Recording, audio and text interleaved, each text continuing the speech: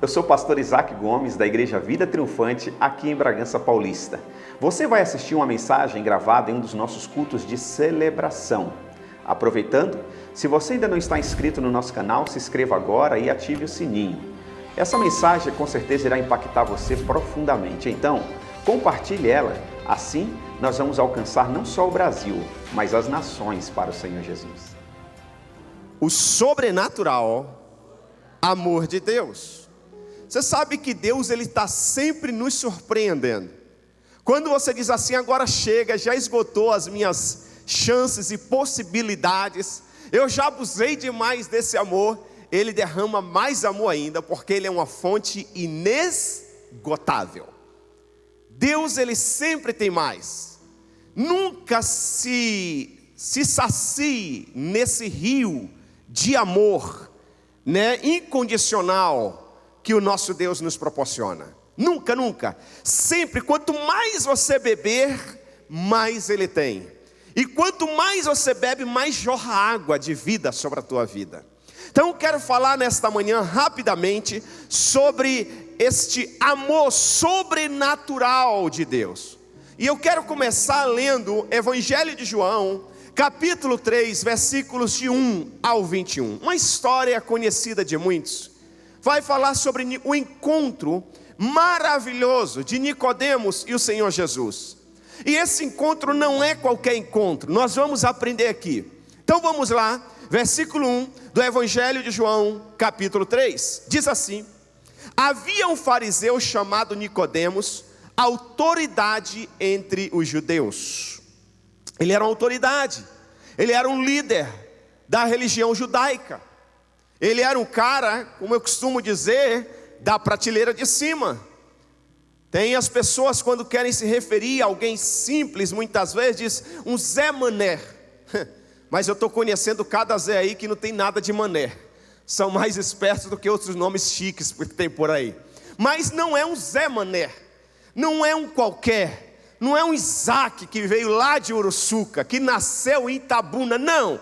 Eu estou falando de Nicodemos, o cara da prateleira de cima, um líder de uma religião judaica, um cara respeitado, um cara inteligente, um cara sábio, um cara estudado. Esse homem, ele vai nas caladas da noite se encontrar com quem? Com Jesus. A Bíblia diz, e ele veio a Jesus à noite e disse, olha o que ele quer saber: mestre, sabemos que ensinas da parte de Deus, pois ninguém pode realizar os sinais miraculosos que está fazendo se Deus não estiver com ele.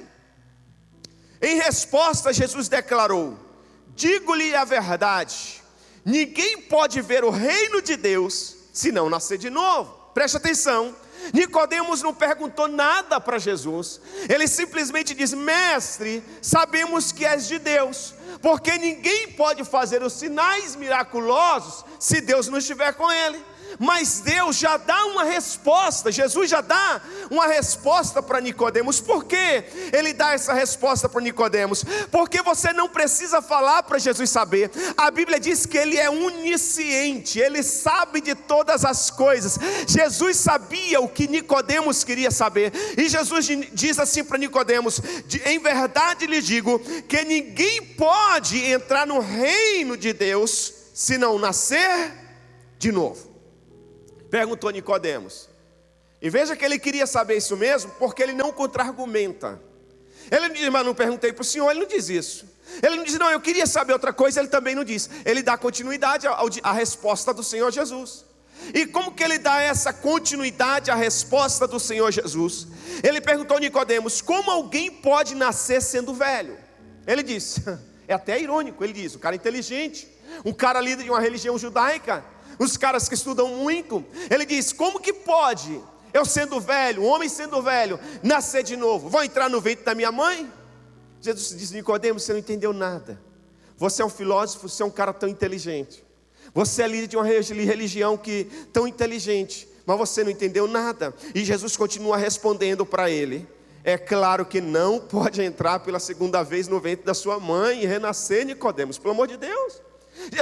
Jesus respondeu: digo-lhes a verdade, ninguém pode entrar no reino de Deus se não nascer da água e do Espírito. O que nasce da carne é carne, Nicodemos, mas o que nasce do Espírito é Espírito, meu filho. Você está entendendo? Não se surpreenda pelo fato de eu ter dito: é necessário que nasçam de novo. O vento sopra onde quer, você o escuta, mas não pode dizer de onde vem nem para onde vai. Assim acontece com todos os nascidos do Espírito. Em outras palavras, eles são dirigidos pelo Deus eterno, eles são dirigidos pelo Espírito Santo. Eles não fazem mais a vontade deles, eles não têm mais vontade própria. O que prevalece na vida deles agora é o Espírito Santo. Eles vão para onde o Espírito manda. Não se surpreenda pelo fato de eu ter dito: é necessário nascer de novo. O vento sopra onde quer, você o escuta, mas não pode dizer de onde vem nem para onde vai. Assim acontece com todos os nascidos do Espírito.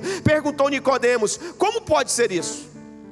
Disse Jesus: você é mestre em Israel e não entende essas coisas?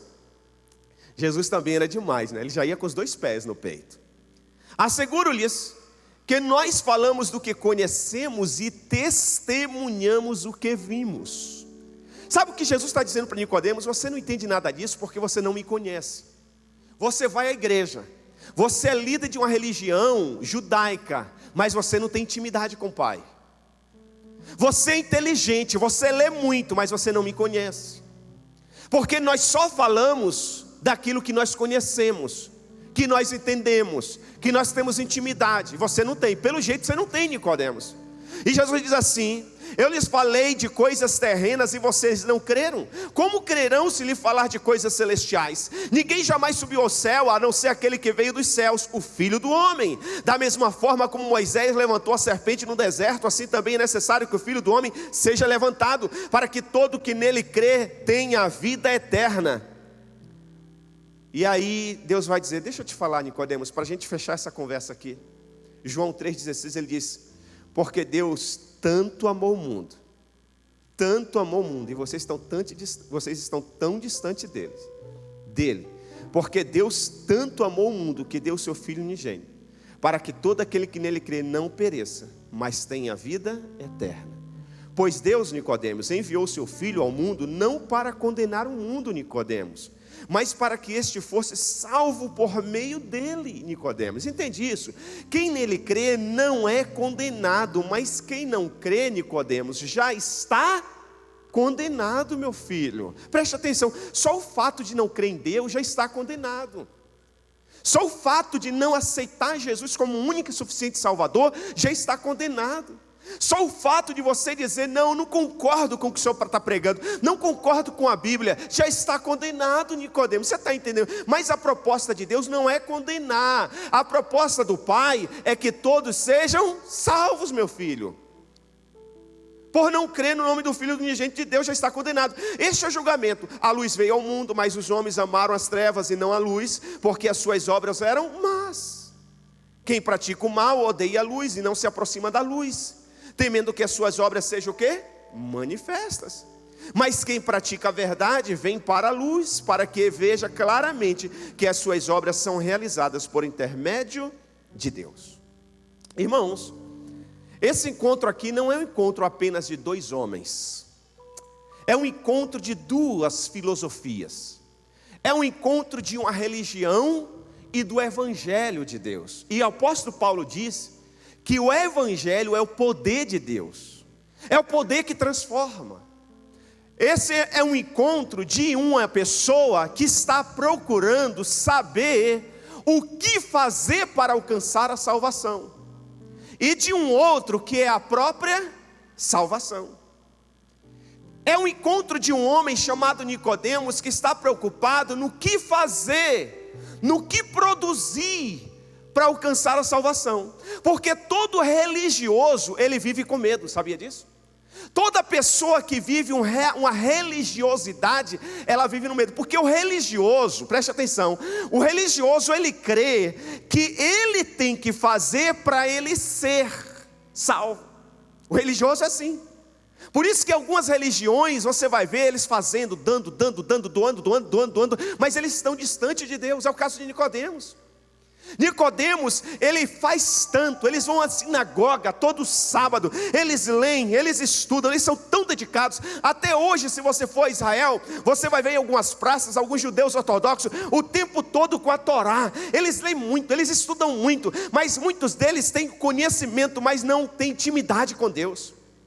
Eles sabem tudo da Torá, eles sabem tudo da Bíblia, mas eles não sabem nada de Deus. O religioso, ele vive com medo, porque ele nunca sabe o quanto é o suficiente para ele alcançar a salvação.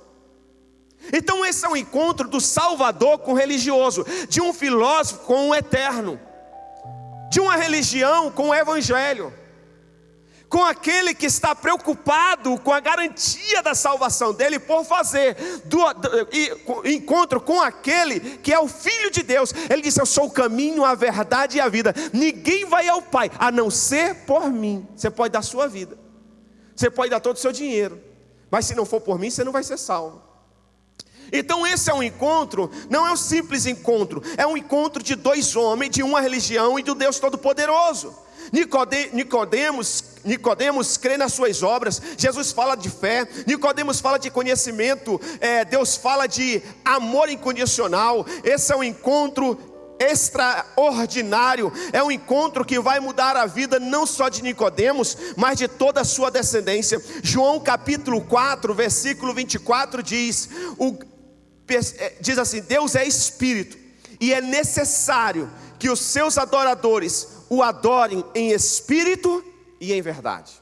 Olha aqui, Deus é o quê? Deus é o quê? E é necessário que os seus adoradores o adorem em espírito e em verdade. Existe um grande perigo da gente vir à igreja e não adorar a Deus. Há um grande perigo da gente ser amigo de crente e não ter intimidade com Deus. Há um grande perigo de sermos líderes, pastores, presbíteros, diáconos, ministros de louvor e não ter intimidade com Deus. Nicodemos lê a Torá como ninguém. Nicodemos entende tudo da lei de Moisés, mas se distanciou da lei.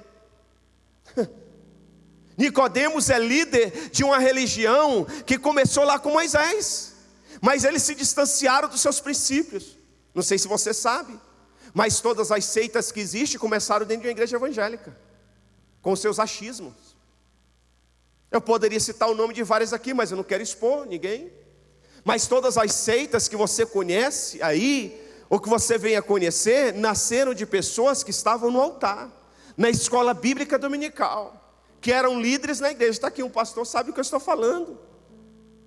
Foram se distanciando. Eu tenho uma mangueira lá em casa que eu molho as plantas. Eu amo muito plantas. Se você quiser me dar uma planta, uma samambaia, qualquer planta florida, eu amo planta. Para mim é uma terapia cuidar das plantas, molhar as plantas. Eu amo planta. Eu sou igual a minha mãe. Eu só não converso com as plantas, minha mãe conversa, já chegou a esse nível. Minha mãe dá nome para elas, fala: e aí menina, como que tá, não sei o quê. Você está murcha, precisa de água, né? Precisa cuidar de você. Eu já não cheguei a esse nível não, estou só falando com o Espírito Santo. Mas deixa eu te falar. Aí tem uma mangueira lá que eu comprei, muito grande. E chegava até as plantas, ainda sobrava mangueira. Só que eu não sabia, e eu deixei a mangueira no sol, ela foi ressecando, e aí rachava no meio. Aí eu comprei emendas, e comprei 4 emendas, e fui emendando. E toda vez que eu vou molhar as plantas, cada dia ela está mais ressecada, e aí eu vou cortando. Sabe o que eu descobri essa semana? Que a mangueira já não chega mais onde ela chegava. Na hora que eu puxei a mangueira, que eu olhei para trás, que vi que acabou a mangueira e não chegava mais, eu tive que ficar molhando de longe assim. Aí o Espírito Santo disse comigo: assim é muitos crentes. Eles estão tão perto de mim, mas vão se distanciando. Quando eles menos esperam, já estão lá no mundo. Já estão lá no mundo. Lembra aquela mensagem, voltar ao primeiro amor? Vai se acostumando. E o interessante é que eu não cortei nenhum pedaço grande. Isso que é interessante. Ontem mesmo eu tirei um pedacinho desse tamanho aqui, ó. Teve dias que eu tirei desse tamanho, teve dias que eu tirei menor. Mas aquela mangueira que tinha metros sobrando, agora tem metros faltando. Assim é muitos crentes, se nós não vigiarmos. Por isso que a Bíblia diz: cuidado aquele que pensa que está em pé, para que não caia. A Bíblia diz mais: você será julgado por aquilo que você julga. Se você está julgando o outro no casamento, você vai ser julgado no seu casamento. Se você está julgando o outro nas finanças, você vai ser julgado pelas finanças. Deus vai permitir alguma situação, Ele vai soltar a sua mãozinha assim, Ele vai ficar segurando só na ponta do dedo, porque você acha que você é, e Ele vai dizer: eu vou te mostrar que você não é, sou eu que estou te segurando. Você pensa que está em pé, mas agora você vai quase cair, mas eu vou te segurar de novo. É só para você ficar esperto. É só para você ficar esperto. Olha aqui, preste atenção. Então, há um grande perigo de termos igrejas cheias de pessoas vazias. Nós estamos fazendo curso de membresia. Aqui nesse auditório está tendo curso de Universidade da Vida. Tudo isso é o que? Para a gente tirar as arestas, tirar nossas dúvidas, não corrermos o risco de acharmos que somos e não somos. Você sabe, irmão, você já pensou que decepção seria? Em nome de Jesus isso não vai acontecer, mas você já pensou que decepção seria você viver fielmente dentro da igreja, todos os cultos, você é dizimista, você é ofertante, você se torna líder de célula, anfitrião, diácono, presbítero, pastor, bispo, apóstolo, você ganha multidões, você lota a igreja, a sua célula multiplica, a sua rede cresce, e você avança, e você é promovido na empresa, e você se torna empresário, e você dá 1 milhão de dízimo, e chegar no grande dia você descobrir que não tem a salvação. Jesus disse que isso vai acontecer. Jesus disse que isso vai acontecer. Muitos vão dizer: mas Senhor, em teu nome eu curei, em teu nome eu orei, em teu nome eu expulsei demônio, em teu nome Deus, mas não te conheço. Tem gente fazendo a obra de Deus que não é conhecido pelo dono da obra. Por que isso acontece? Pode acontecer porque muitas vezes nos tornamos religiosos, cumprimos escalas, cumprimos rituais, aprendemos a cantar, aprendemos a dar glória a Deus. Muitas vezes nos tornamos papagaios gospel. Fazemos tudo que um crente faz, mas não somos mais crente. Então, há um grande perigo de termos igrejas cheias de pessoas vazias, pessoas sobrecarregadas de fazeres sem conhecerem a Deus. E eu vou te dar um termômetro para você avaliar se você não é uma dessas pessoas. Não estou te julgando, é você que vai se autoavaliar. Se você se sentir cansado, sobrecarregado, vem arrastado. Quando o pastor diz assim: olha, eu quero sugerir que você volte à noite, você diz: ah, caramba, não volto nada. Eu já vim hoje de manhã, eu já cumpri. Você se tornou um religioso. Porque o salmista disse assim: alegrei-me quando me disseram, vamos à casa do Senhor. O salmista tinha prazer. Ele disse assim: mais vale um dia nos teus átrios, Senhor, do que 1000 em outro lugar. Prazer de estar na presença de Deus, prazer de servir. Se você vem para a igreja, você vai para a célula, se você cumpre uma escala e você está com aquele peso carregado, faz somente o básico, o necessário, e não haver a hora de terminar o culto para ir embora, você está se tornando religioso. Porque Jesus disse que o fardo dele é suave e leve. Tudo que é leve não gera cansaço. Isso aqui não é pão de verdade, não. Isso aqui é leve. Leve. Eu posso ficar 1 hora com isso aqui. Eu posso ficar o dia todo com isso aqui. Pode cansar o braço de ficar assim, mas o pão aqui não vai cansar, porque é leve. Entendeu? Por isso que nós estamos com essa proposta, processo simples de transformação e crescimento espiritual. Simples. Não vamos inventar muita coisa, não. O que adianta você estar todos os dias na igreja, mas estar cansado, sobrecarregado? Por isso que tanta gente fora da igreja. Por isso que tantos desviados, e quando sai da igreja, saem amargurados, sai defamando o evangelho, mas a culpa não é do evangelho, a culpa é dos religiosos. Na religião existe muita cobrança, você tem que fazer para você ser, você tem que fazer para alcançar a salvação. Não existe nada do que você possa fazer para alcançar a salvação, Ele já fez. Quem está me entendendo diz amém. Então há um perigo, e Jesus disse assim: olha, vocês correm um sério risco. Lembra, isso aqui ele está dizendo para a mulher samaritana. Preste atenção, a mulher samaritana, ela era uma prostituta. Era uma adúltera, ela já tinha destruído vários casamentos. Ela tem um encontro com Jesus, Jesus muda a vida dela, revela a vida dela. E olha a pergunta dela: Senhor, mas onde a gente deve adorar? Aqui ou em Jerusalém? Porque os nossos antepassados... Jesus, calma. Vocês estão querendo adorar uma coisa, buscar uma coisa que vocês não conhecem, vocês não têm intimidade. Porque quando vocês têm intimidade, não é lá em Jerusalém nem aqui, é em qualquer lugar. Jesus está dizendo, ser crente, ter intimidade com Deus é no trabalho, é em casa, é na família, é no trânsito, é em qualquer lugar. Eu estava agora, pouquinho depois do curso aqui, conversando com a família. São novos convertidos, bem novos convertidos. E aí, o homem disse assim, o cabeça do lado disse assim, pastor, eu disse assim para ele, você percebeu que as coisas começaram a fluir na sua família depois que você assumiu o compromisso com Deus? Enquanto você vinha empurrado, as coisas estavam travadas. Ele disse, é verdade, pastor. Olha, pastor, e agora lá em casa, sou eu que chamo a família para vir para a igreja. Quarta-feira fui eu que disse, vamos, hoje tem célula, eu vou para a célula, vocês não vão não, eu estou indo. Eu falei, é isso mesmo, porque você é o cabeça do lar. Nunca espere a sua esposa ou seus filhos chamar, é você que tem que chamar. Você é o sacerdote do lar. E na hora que você assumir o compromisso com Deus, tudo está fluindo na sua vida e na sua família. Você percebeu isso? Ele disse, eu percebi, pastor. E ele disse, sabe, pastor, às vezes eu estou no trânsito, estou no carro e eu começo a falar com Deus. Outro dia, quando eu olhei para o lado, tinha alguém me olhando e achando que eu era doido, porque eu estava falando com Deus, adorando a Deus.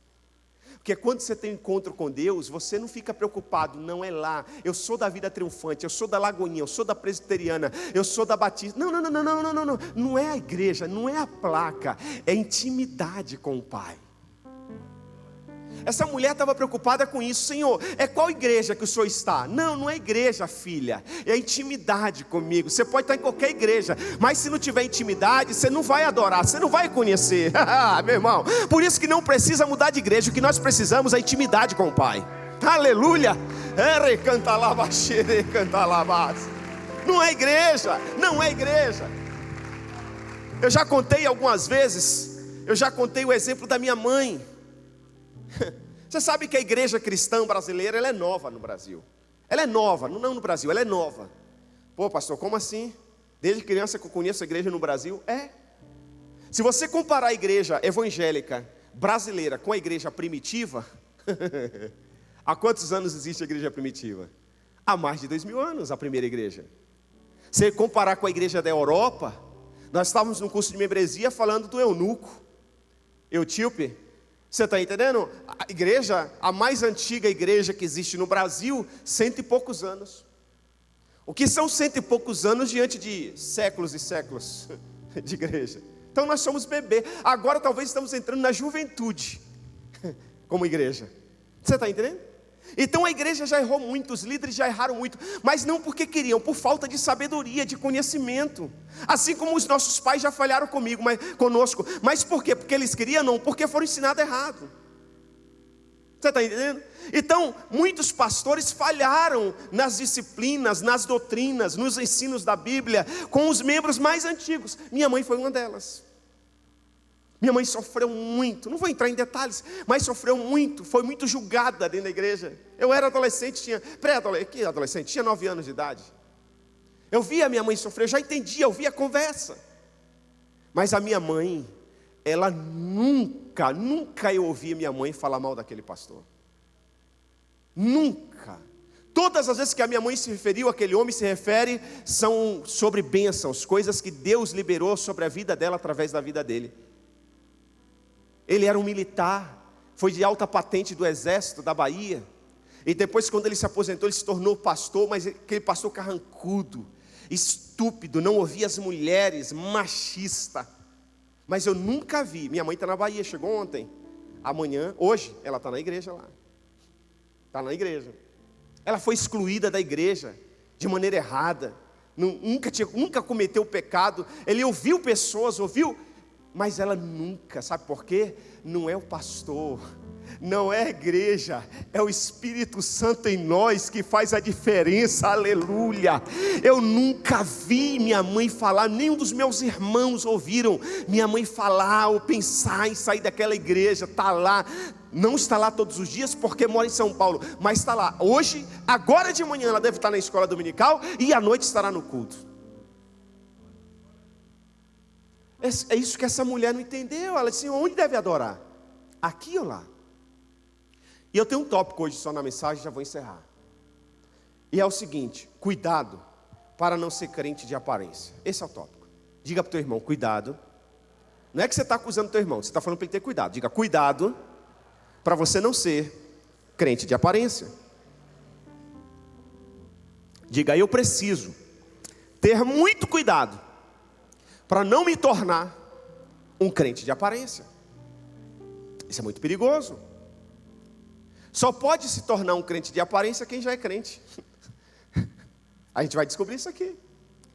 Abra sua Bíblia em Apocalipse, capítulo de número 3, a partir do versículo 14 até o 22, anote aí. Apocalipse 3,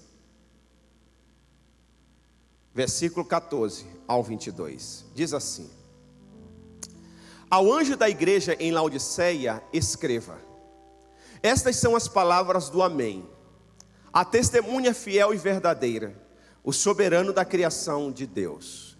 João, ele tem uma revelação do próprio Deus. Isso aqui é a igreja, uma das igrejas da Ásia Menor. São 7 igrejas. Se você for estudar sobre as igrejas da Ásia Menor, essas igrejas, elas não viviam como a gente vive hoje. Por exemplo, Bragança tem 160 mil habitantes. Nós não temos 50% de cristãos de evangelho. Se você for estudar as regiões onde existiam as igrejas da Ásia Menor, quase todas as cidades eram tomadas de crentes. Eles se convertiam. A igreja pregava, a igreja, ela conseguia preencher todas as brechas. Não era só o espiritual, era o fio, era tudo. Você pode ver no livro de Atos que a Bíblia vai dizer que os crentes não tinham falta de coisa alguma. A igreja bombava. Os discípulos chegavam em algumas cidades e a notícia era: aqueles caras que estão fazendo barulho por aí, chegaram aqui, estão bagunçando tudo. Os crentes chegavam chegando, irmão, pregando o evangelho. Todo mundo se convertia. Deus ia acrescentando os que iam sendo salvos todo santo dia. Essa é a igreja que nós vamos ler agora. Uma delas, a igreja de Laodiceia. O Senhor começa dizendo assim: conheço as suas obras, sei que você não é frio e nem quente. Melhor seria que fosse frio ou quente. Porque se está frio, vamos reavivar esse trem aí, né? Se arrependa, volta para Jesus. Se fosse quente, glória a Deus, está todo mundo avivado. Mas está morno esse trem. Está com aparência de quente, mas não está. Mas não é. Conheço as suas obras e sei que você não é frio e nem quente. Melhor seria que fosse frio ou quente. Assim, porque você é morno, nem frio, nem quente, estou a ponto de vomitá-lo da minha boca. É uma igreja top, gente. Olha aqui, ele diz: você diz, estou rico, adquiri riquezas e não preciso de nada. Não conhece, porém, que é o quê? Miserável, digno de compaixão, pobre, cego e que está nu. E ele diz assim: dou-lhes este conselho. Deus vai dar um conselho para essa igreja: compre de mim ouro refinado no fogo, você se tornará rico. Compre roupas brancas e vista-se para cobrir a sua vergonha e nudez. Santidade, está falando de santidade. E compre colírio para ungir os seus olhos, para vocês poderem enxergar. Não estavam enxergando nada, estavam na miséria e achando que estavam ricos. E ele continua: repreendo e disciplino aqueles que eu amo. Por isso seja diligente e arrependa-se. Eis que estou à porta e bato. Se alguém ouvir a minha voz, abrir a porta, entrarei, cearei com ele e ele comigo. Ao vencedor darei o direito de sentar-se comigo em meu trono, assim como eu também venci e sentei-me com meu Pai em seu trono. Aquele que tem ouvidos, ouçam o que o Espírito diz à igreja. Consegue entender um trem desse? Uma igreja que está bombando.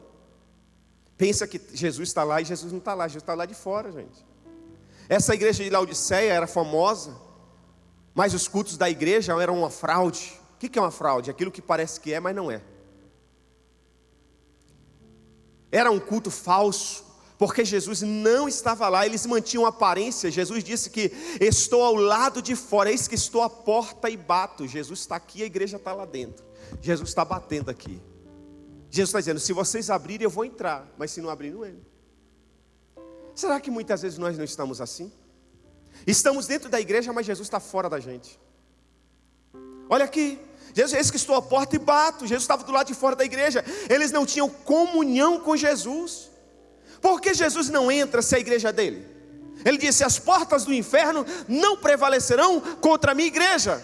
Está escrito, mas por que ele não entra? Porque se é a igreja dele?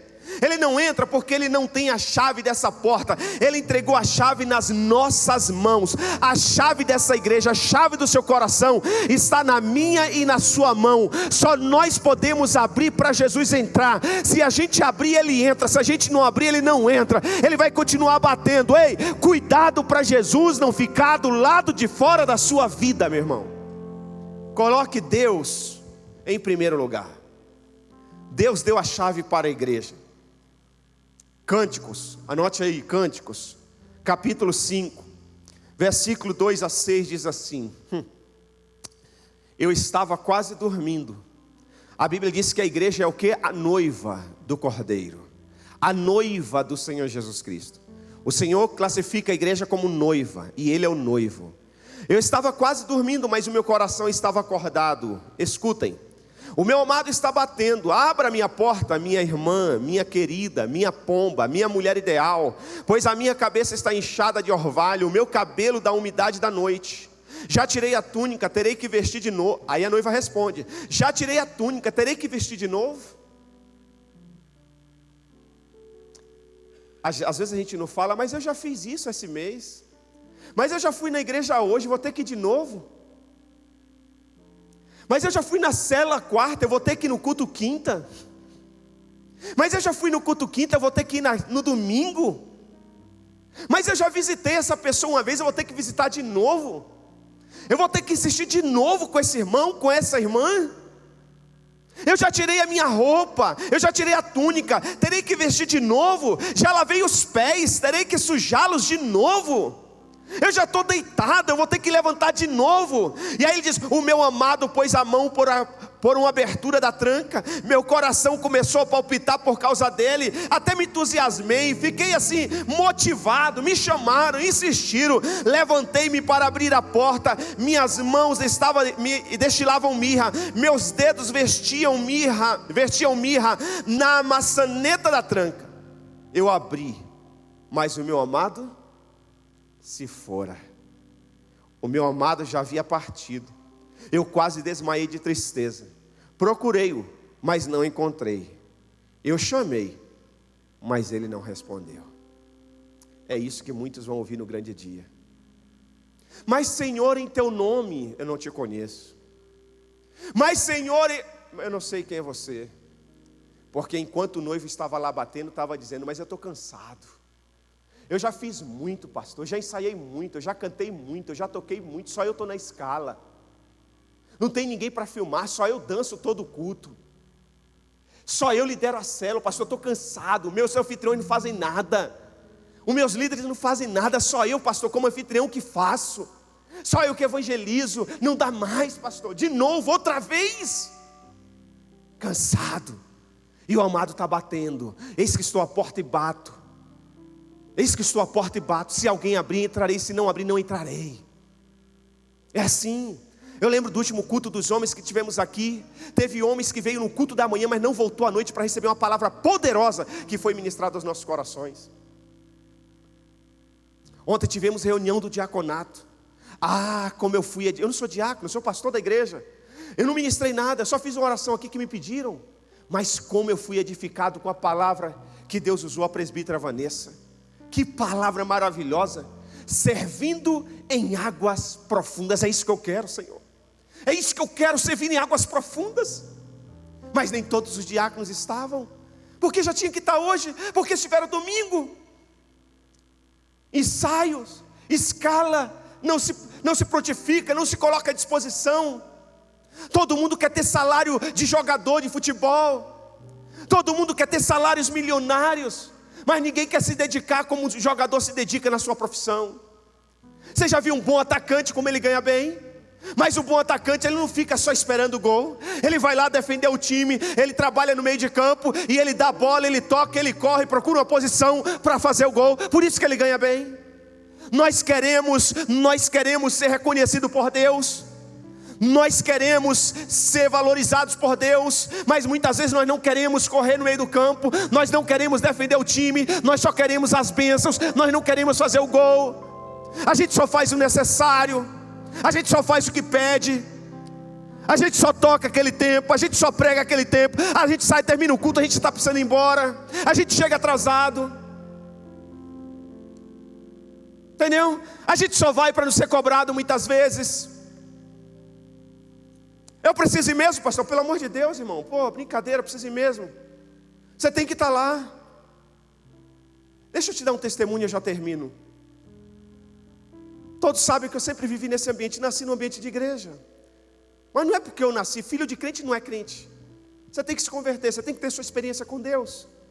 E eu lembro quando eu fui desejando, foi acendendo essa chama no meu coração de servir a Deus. Eu lembro que cheguei a uma fase, na minha já adulto, já casado. Eu tinha uma empresa, em 2001 faliu, perdi tudo, fiquei só com um apartamento. E aí eu recomecei tudo de novo vendendo um produto. E nesse produto eu tinha que viajar o Brasil inteiro. Mas eu já era presbítero. Eu não era pastor, eu era presbítero. E às vezes eu estava em outro estado, ia ter batismo, ia ter alguma programação especial. Eu tinha uma folga domingo de manhã, ou então no domingo eu tinha folga. Eu lembro de uma ocasião que ia ter um batismo nas águas, eu estava em Goiânia. Um evento terminou na sexta e o outro começaria na segunda. Um evento da igreja Videira terminou na sexta, de pastores, e o outro começava do pastor Silas na segunda-feira. Eu tinha sábado e domingo livre. Goiânia tem igrejas maravilhosas para você frequentar.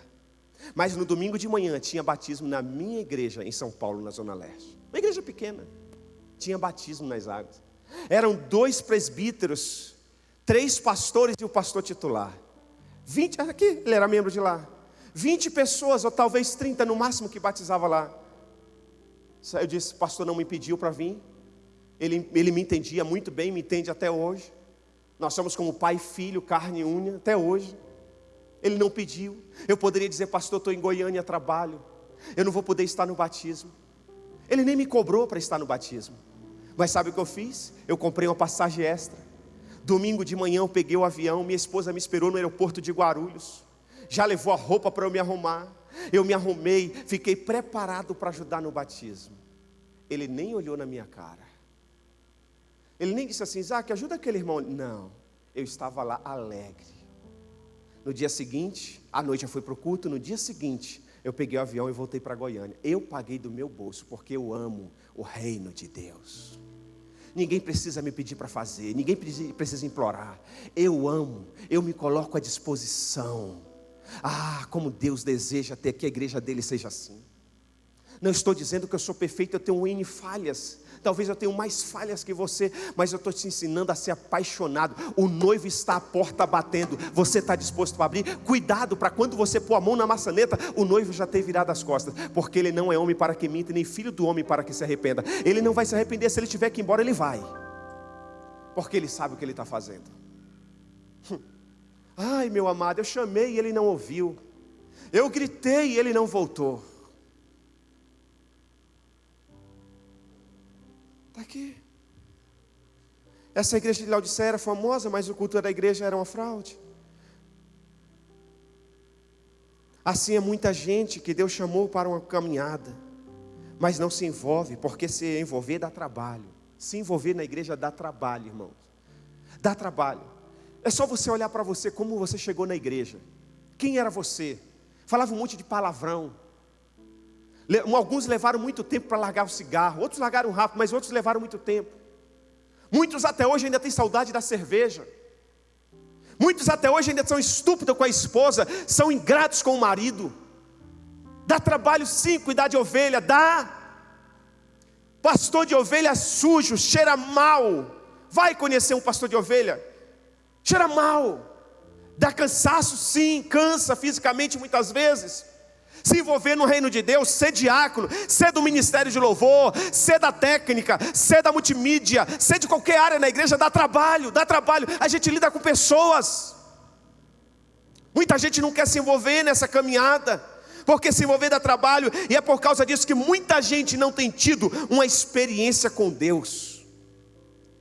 Você vai conversar com algumas pessoas, a música é a mesma, entra ano e sai ano. A vida está dura, está difícil, não conta nenhum milagre, só problema, mas também não se envolve. Comece a cuidar do reino de Deus, que você vai ver o dono do reino cuidar de você. Eu contei um testemunho outro dia. Eu cheguei aqui numa quinta-feira com a mensagem pronta, os slides prontos. Quando eu entrei na minha sala, o Espírito Santo disse: você vai pregar outra mensagem. Eu falei: pô, Senhor, mas... E Ele me deu o tema. Não deu tempo de escrever, não deu tempo de fazer slide, não deu nada. E eu fiquei relutando ali na sala, o Espírito Santo: não, outra mensagem. O slide já estava lá que eu ia pregar. Eu cheguei aqui sem esboço, cheguei aqui sem slide. E eu ministrei a palavra. No outro dia, alguém me ligou e disse: pastor, o senhor está onde? Eu falei: eu estou indo aqui no centro. Ele falou: eu também estou no centro, a gente poderia tomar um café? Mas antes de eu sair de casa, a minha esposa disse: poxa, precisava passar no mercado. Eu não respondi porque eu estava sem dinheiro naquele dia, estava duro. Aí me encontrei com o irmão no centro da cidade, tomamos um café. E ele disse: pastor, Deus mudou a minha vida com aquela mensagem. Hoje de manhã eu chorei com os meus filhos em casa, meditando naquela mensagem. E eu queria encontrar com o senhor porque eu quero dar uma oferta para o senhor em gratidão pelaquela mensagem. É para o senhor, para a sua família. Ele usou essa expressão. Eu agradeci, entrei no carro. Quando eu contabilizei R$1.000, eu disse: Senhor, o senhor já imaginou se eu não tivesse pregado aquela mensagem? Não é pelo dinheiro, mas é pelaquela família.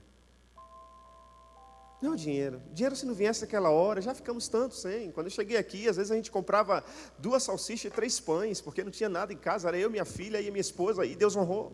Não morremos. Não é isso.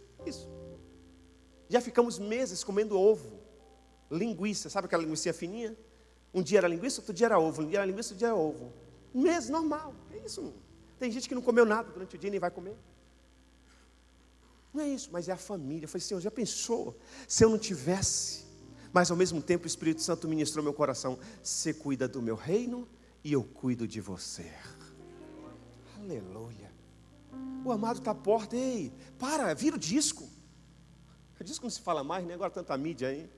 Mas sei lá, vira o CD, vira a fita, vira o cassete, troca, muda. Tem gente que nem os problemas mudam.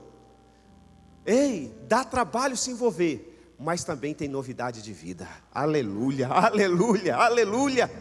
Meus irmãos, Jesus está nos chamando, mas muitas vezes Ele não tem nos encontrado. Muitas vezes nós estamos dizendo para Deus: depois, amanhã eu faço, mês que vem eu faço. 1 de João capítulo 2, versículo 15 diz: não amem o mundo nem o que nele há. Se alguém amar o mundo, o amor do Pai não está nele.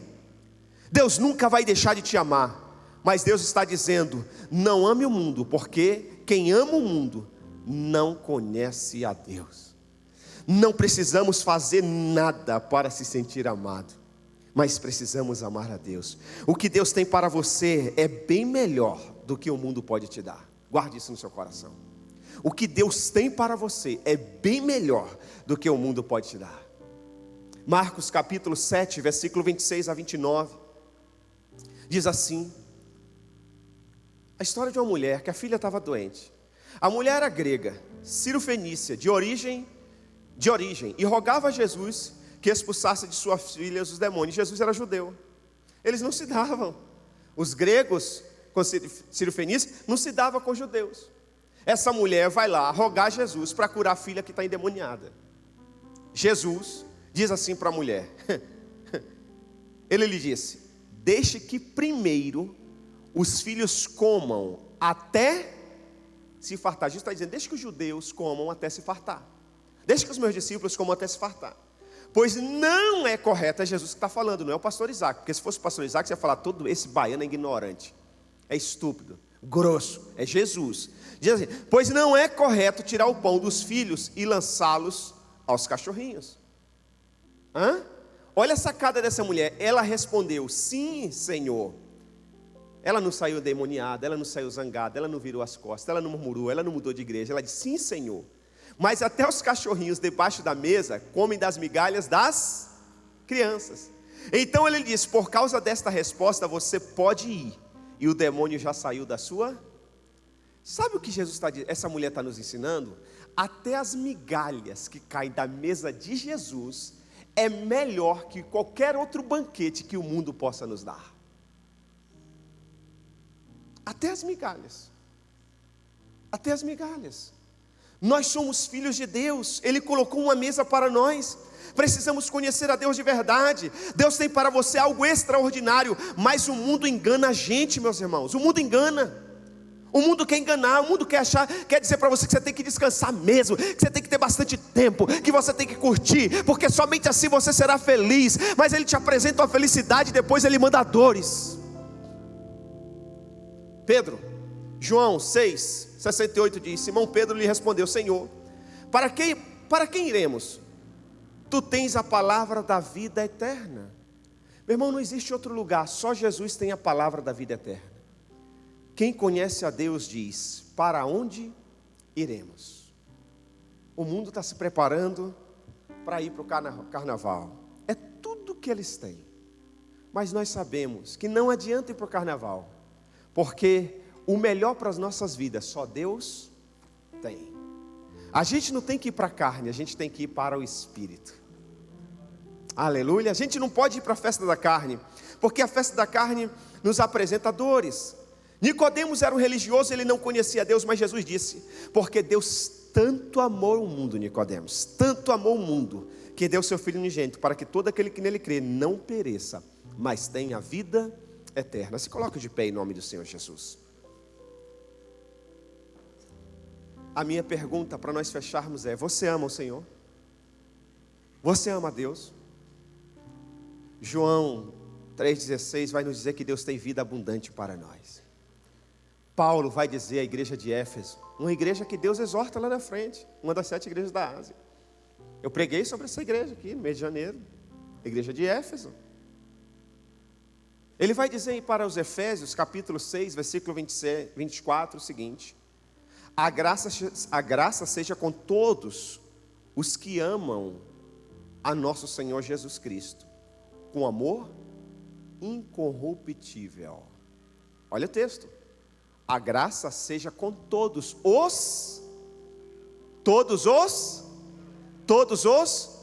ao nosso Senhor Jesus Cristo, com amor o quê? Nós temos que amar Jesus Cristo com amor incorruptível. Nada pode arranhar desse amor, sem interesse algum. Amar pelo que Ele é, não pelo que Ele pode dar. Amar não pelo que Ele faz, é pelo que Ele é. Amor incorruptível. Agora preste atenção: a graça seja com todos. O que significa graça? O que significa graça? Preste atenção no texto então. Então a Bíblia está dizendo, Paulo está dizendo para essa igreja: se vocês amarem a Deus com todo amor e com amor incorruptível, até coisas que vocês não merecem vai acontecer na vida de vocês. Você zoou pra caramba quando era jovem. Vocês não merecem ter filhos que honrem o pai, porque vocês não honraram seus pais. Vocês não honraram a sua mãe. Vocês chutaram o pau da barraca. Vocês beberam até cair. Vocês não merecem filhos crescendo e sendo educados na igreja. Vocês não merecem não. Mas se vocês amarem Deus com amor incorruptível, até isso eu vou dar para você.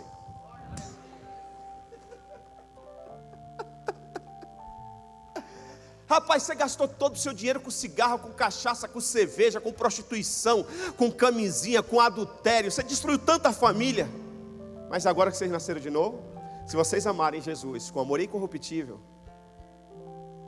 até prosperar financeiramente, eu vou fazer vocês prosperarem. Era para vocês viverem na miséria, mas agora se vocês amarem Jesus com amor incorruptível, amar de todo o coração, tudo aquilo que vocês não merecem, eu vou dar, porque graça é amor, graça é um favor imerecido. Eu olho para a minha vida, de coração, diante de Deus, em Cristo Jesus eu falo a verdade e não minto. Eu olho para a minha vida e eu me sinto indigno. Você pode olhar para mim e dizer, coitado do pastor Isaac, quantas lutas. Eu não me sinto assim não. Eu me sinto abençoado demais. Só porque somente eu e a minha família sabe quem nós éramos, sabe de onde nós saímos. Se fôssemos um cachorro, uma raça, diríamos, só nós sabemos o nosso pedigree. Só nós sabemos o que nós comíamos, a casa que morávamos, o ambiente, a cidade. Só nós sabemos da história de quem convivia com a gente, como está hoje sem Jesus, e a gente servindo a Deus com o amor incorruptível que nós estamos vivendo. Eu sou o cara mais feliz, eu tenho uma família abençoada. Você já olhou para você? Está com a sua família aí? Dá uma olhada para a sua família. Você tem uma família, cara. Cara, você já parou para prestar atenção? Você não foi abortado, rapaz. Você nasceu. Você não está com nenhum defeito aí porque a sua mãe tomou abortivo e não conseguiu abortar e você nasceu torto, nasceu sem... Não. Você está perfeito, cara. Você venceu, cara. Deus é contigo, favor imerecido. Ontem, Márcio, eu contava a sua história para o Paulo e para a esposa dele. Passou um cara com uma moto bonita, igual a sua. Aí eu disse, o irmão da igreja trocou de moto, quando eu estava indo emplacar, mas antes de deixar a esposa no serviço. De repente, lá na avenida da igreja, um carro entrou na frente, e ele virou Homem-Aranha, e ela, Mulher Maravilha, voaram por cima do carro. Quebrou o dente, machucou o rosto, fratura exposta.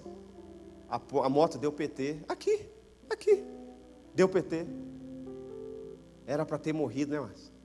Mas o favor imerecido, a graça, alcançou vocês.